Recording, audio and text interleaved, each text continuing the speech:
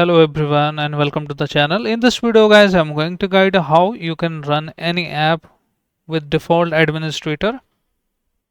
So let's say you want to run any app with the privileges of the admin. So how you can do it? Let me show you. Just you need to open that app. Simply go to its properties and go to compatibility options here and simply click on this option, run this program as administrator, apply and OK. But if you are not in some apps or the applications or game, you are not able to run it directly from here. So what you can do is you can open that app simply here. Let's say you are, for example, I'm using Edge. You need to right click on that app once you launch it, but do not click on open, just click on open file location.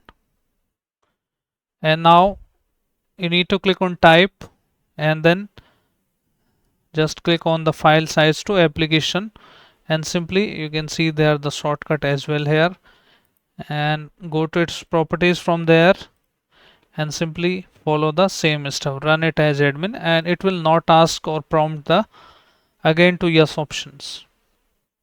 You just need to follow this step. Okay, so this is the video guys, and I hope this video helps you. If yes, then hit like, subscribe and share. Thank you. Thanks for watching.